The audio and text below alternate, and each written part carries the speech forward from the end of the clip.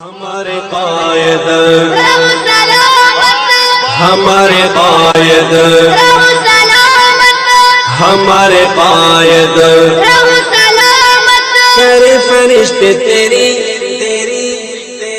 کرے فرشتے تیری حفاظت ہمارے قائد رہو سلامت ہمارے قائد رہو سلامت۔ بسم اللہ الرحمن الرحیم الحمد للہ رب العالمین والصلاة والسلام علی سید المرسلین وعلی آلہ وصحبہ اجمعین اما بعد۔ قال رسول اللہ صلی اللہ علیہ وسلم اہل القرآن ہم اہل اللہ وخواصہ او کما قال علیہ الصلاۃ والسلام۔ میرے بھائیو دوستو، ہمارے مسجد کے امام اور جنہوں نے ہماری اس بستی کے پیچھے اپنی عمر نچوڑ دی، ایسی شخصیت حضرت مولانا یوسف صاحب قاضی اللہ تعالیٰ کو پیارے ہو گئے۔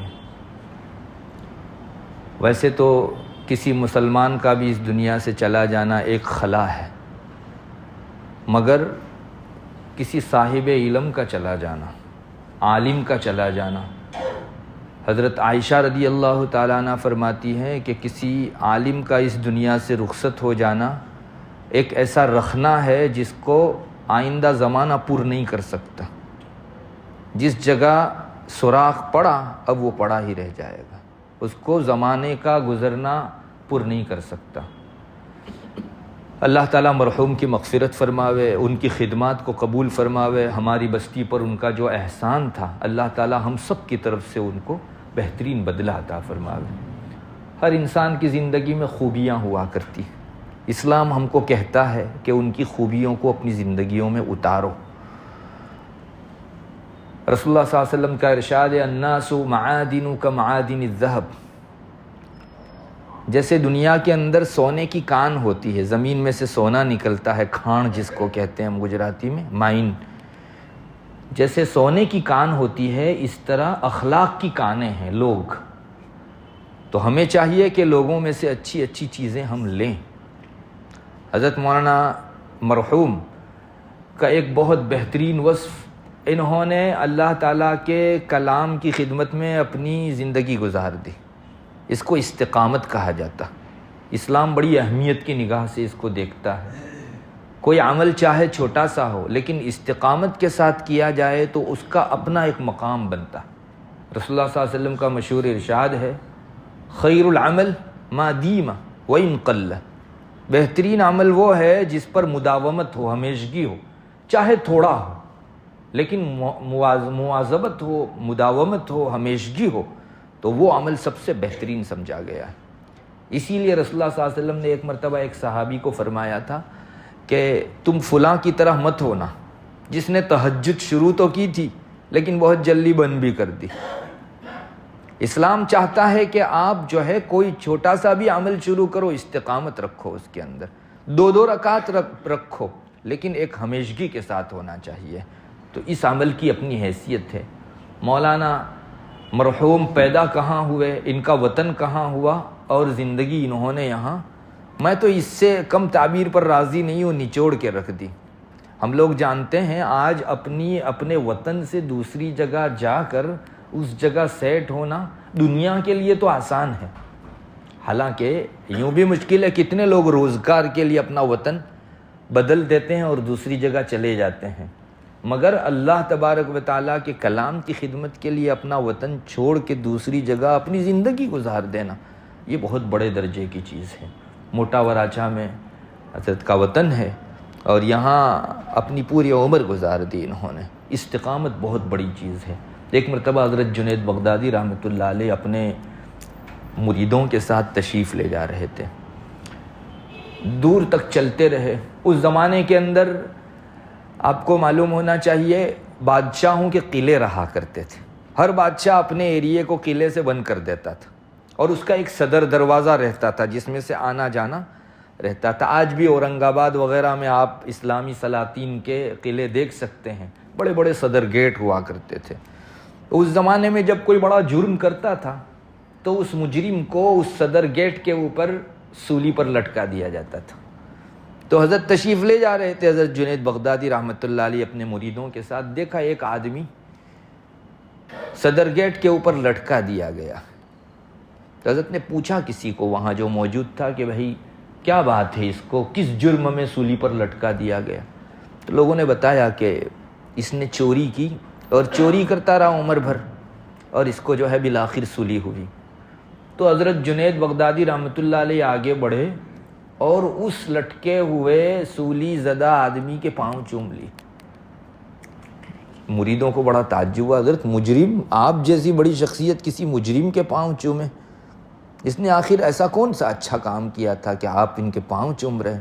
حضرت نے جو جواب دیا وہ ہم سب کے لیے بہت عبرت آموز ہے۔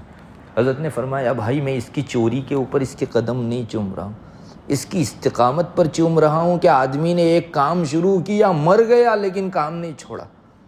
کام برا تھا، اس میں دو رائے نہیں، لیکن تھوڑا سا اس کے ان جذبات کو کنورٹ کرنے کی ضرورت تھی۔ اگر یہ استقامت والا یہی جذبہ صحیح رخ پر پھیر دیتا، عبادت کی رخ پر، اللہ کی فرمانبرداری پر، تو یہی اچھی صفت بہت کام آتی۔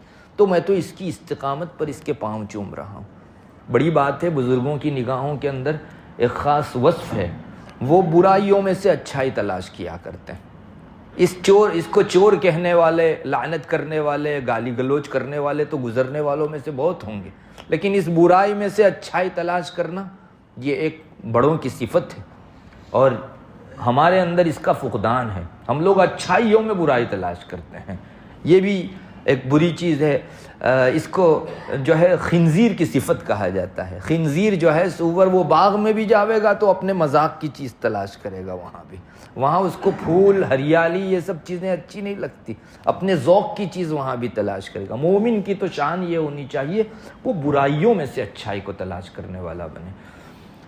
حضرت عیسیٰ علیہ نبینا علیہ الصلوۃ والسلام اپنے حواریین کے ساتھ ایک مرتبہ تشریف لے جا رہے تھے، راستے میں ایک کتا مرا پڑا تھا، پھول گیا تھا، پھٹ گیا تھا، بدبو آ رہی تھی۔ حضرت کے ساتھ جتنے بھی تھے، حضرت عیسیٰ علیہ نبینا علیہ الصلوۃ والسلام کے ساتھ، تو سب اس طرح ناک منہ چڑھانے لگے اور اپنا راستہ کاٹنے لگے۔ حضرت عیسیٰ علیہ نبینا علیہ الصلوۃ والسلام نے اس کو دیکھ کر فرمایا کتے کے دانت کتنے سفید ہیں۔ علماء لکھتے ہیں کہ اس واقعے میں ہمارے لیے یہ سبق ہے کہ بھئی برائی تو سب کو دکھتی، لیکن آپ برائی میں سے اچھائی تلاش کرو۔ سچ کسی معاشرے میں اگر اچھائی دیکھنے کا انسان عادی ہو جائے تو معاشرہ جنت نشان بن جائے۔ انسان جب دوسروں کے عیوب دیکھتا ہے تو اپنے عیوب اوجھل ہو جاتے، اور جب دوسروں کی خوبیاں دیکھتا ہے تو اپنے عیوب سامنے آتے ہیں، اور انسان کو اپنے عیوب دکھ جائے تو اصلاح بہت آسان ہے۔ اصلاح کا سب سے کڑا مرحلہ یہی ہے کہ انسان اپنے آپ کو عیبدار سمجھتا ہی۔ بہرحال حضرت مرحوم نے عمر گزار دی، اور میں نے شروع میں آپ کے سامنے جو ٹکڑا ذکر کیا اس میں اللہ کے رسول صلی اللہ علیہ وسلم یہی فرماتے ہیں، دنیا میں اہل اللہ کو دیکھنا ہو، اللہ کے خاص لوگوں کو دیکھنا ہو تو وہ اہل قرآن ہیں، جنہوں نے قرآن کی خدمت کی، اپنی زندگی قرآن کے پیچھے لگا دی۔ یہ اہل اللہ حدیث شریف کی روح سے کہے جانے کے قابل ہے۔ ہم لوگ بھی اہل اللہ، اللہ کے ولی اپنی زبان سے کسی کو لقب دیتے ہیں، وہ بھی اللہ کی طرف سے ہے۔ مخلوق کی زبان پر وہی آتا ہے جو اللہ چاہتا ہے، مگر رسول اللہ صلی اللہ علیہ وسلم نے جن کو اہل اللہ کہا وہ یہ حضرات ہیں جنہوں نے قرآن کی خدمت کے پیچھے اپنی عمر گزار دی۔ اللہ کا یہ بھی عجیب دستور ہے، بادل اٹھتا کہاں ہے اور برستا کہاں ہے۔ قرآن کریم میں اللہ فرماتا ہے الم تر ان اللہ یزجی سحابا ثم یؤلف بینہ ثم یجعلہ رکاما فطر الودق یخرج من خلالہ وَيُنَزِّلُ مِنَ السَّمَاءِ مِن جِبَالٍ فِيهَا مِن بَرَدٍ فَيُصِيبُ بِهِ مَن يَشَاءُ وَيَصْرِفُهُ عَن مَن يَشَاءُ۔ محمد آپ نے نہیں دیکھا، اللہ تعالیٰ فرماتے ہیں الم تر ان اللہ یزجی سحابا، اللہ تعالیٰ آسمان پر بادل تیار کرتے ہیں، ثم یؤلف بینہ، پھر ان بادلوں کو آپس میں ملاتا ہے اللہ تعالیٰ، ثم یجعلہ رکاما، پھر ان کو تہ بتہ بناتا ہے۔ جب سب بادل ملتے ہیں تو یہاں سے تو ہم کو نہیں دکھتا، لیکن جن لوگوں کو فلائٹ میں جانے کا موقع ملا ہے وہ وہاں سے دیکھیں گے بادل ایسے ہیں متراکمن، ایک دوسرے کے اوپر تہ بتہ، ان کے بیچ میں سے اللہ تعالیٰ بجلی نکالتا ہے، فطر الودق یخرج من خلالہ وینزل من السماء من جبال، اللہ تعالیٰ فرماتا ہے آسمان سے پھر پہاڑوں جتنے بڑے بڑے اولے وہاں تیار ہوتے ہیں اور وہاں سے پانی برساتا ہے، فیصیب بہ من یشاء، جسے اللہ چاہتا ہے انہیں یہ بارش دیتا ہے، ویصرفہ عن من یشاء، اور جن سے چاہے اللہ پھیر دیتا ہے۔ تو بادل کتنے ہیں، بستی والے سمجھتے ہیں کہ ہمارے اوپر اٹھا ہم پر برسے گا، لیکن اللہ کا فیصلہ ہوتا ہے، وہ جاتا ہے اور کسی جگہ جہاں اللہ نے چاہا وہاں برستا ہے۔ ہماری بستی کی خوش قسمتی ہے، اللہ تعالیٰ نے اس علمی بادل کو اٹھایا اور ہماری بستی پر وہ سایہ فگن ہوا، عمر کا ایک لمبا عرصہ گزار دیا۔ 50 شاگردان حضرت مرحوم کے ہیں، ماشاءاللہ سب حضرت کے لیے ذخیرہ ہیں۔ اللہ تبارک و تعالیٰ ان کی یہاں کی خدمات کو بھی قبول فرماوے، اور ان کا جو مشن تھا اس سلسلے میں ہم لوگ جتنا تعاون پیش کر سکیں ہمارا اپنا تعاون پیش کریں، اور اس مشن کو آگے بڑھانے میں اپنی سعادت سمجھے۔ اللہ تبارک و تعالیٰ یہاں جو حضرت کے جانے سے خلا ہوا ہے اس کو پر فرما دے، اور اپنی ایسی ہستیاں اور شخصیات یہاں پیدا فرمائیں جو پوری بستی کے لیے راحت و چین، سکون، امن و اطمینان کا ذریعہ ہو۔ وآخر دعوانا الحمدللہ رب العالمین۔ دعا کر لیجیے۔ اللہم انت السلام ومنک السلام تبارکت یا ذا الجلال والاکرام، اللہم صلی علی محمد النبی الامی وعلی آلہ وسلم تسلیما۔ ہے اللہ ہمارے گناہوں کو معاف فرما، ہم لوگ بڑے گنہگار ہیں، بہت خطا کار ہیں، بہت سہکار ہیں، ہماری عمر تیری نافرمانی میں گزر گئی ہے، اللہ ہمیں معاف فرما دے، معاف فرما دے، معاف فرما دے۔ ہمیں نہیں پتہ ہماری عمر کی کتنے لمحات باقی ہیں، اے اللہ ایک دن ہمیں بھی مرنا ہے، اے اللہ اس کی تیاری کی توفیق مرحمت فرما، اے اللہ حضرت مرحوم کو ہماری سب کی طرف سے بہترین بدلہ نصیب فرما، ان کو کروٹ کروٹ چین نصیب فرما، ان کے آخرت کے تمام مراحل آسان فرما، اے اللہ ان کے درجات کو بلند سے بلندتر فرما، مکمل مغفرت فرما، اے اللہ حضرت نے ہمیں علمی فیض پہنچا کر بہت بڑا اس بستی پر احسان فرمایا، اے اللہ ہماری طرف سے دارین میں ان کو بہترین بدلہ نصیب فرما، اے اللہ ان کی اولاد اور پسماندگان کو صبر جمیل عطا فرما، اے اللہ ہمیں ان کی قدردانی کی توفیق مرحمت فرما، یا الہ العالمین حضرت مرحوم کے رہتے ہوئے جو فتنے دبے ہوئے تھے اے اللہ ان سب سے ہماری آج بھی حفاظت فرما، اے اللہ آئندہ ہمیشہ کے لیے پوری امت مسلمہ کی فتن سے، شرور سے، برائیوں سے حفاظت فرما، اے اللہ حضرت جب تک تھے ان کے خیرات جو پھیلتے تھے آج بھی ان کے چلے جانے کے بعد بھی تو ان خیرات کے پھیلنے کا ہی فیصلہ فرما، شرور کے پھیلنے سے حفاظت فرما، اے اللہ ان کی خدمت میں ان کی خدمت میں ہم سے جو کچھ کوتاہیاں رہ گئی ہوں سب کو معاف فرما دے، یا الہ العالمین ہمیں بھی اپنی اولاد کو تیرے دین کے لیے، شریعت کے لیے اور علم کے لیے فارغ کرنے کی توفیق مرحمت فرما، اے اللہ یہاں جتنے بھی لوگ ہیں سب کے دلوں کی جائز تمنائیں اور نیک مرادیں پوری فرما، ہمارے بیماروں کو شفا نصیب فرما، اے اللہ مقروضین کے قرض کی ادائیگی کی غیب سے شکلیں پیدا فرما، مسلمان دنیا کے کسی کونے میں جس پریشانی میں مبتلا ہو اس کی اس پریشانی کو دور فرما، اللہ ترکی اور شام کے اندر ایک بڑی جمعیت مسلمانوں کی اے اللہ بے یار و مددگار پڑی ہوئی ہے، اے اللہ تو ان کی آبادکاری کے فیصلے فرما، مسلمان جہاں کہیں مظلومیت کا شکار ہے اللہ سب کی اے اللہ حفاظت حمایت فرما، اے اللہ اپنی مدد نصرت اتار دے، اے اللہ حرمین کی حفاظت فرما، اے اللہ بہت ساری اور دعائیں ہیں جو زبان پر نہیں آ پا رہی ہے، تو سب کے دلوں کے احوال سے واقف ہے، سب کی جائز تمنائیں اور نیک مرادیں پوری فرما۔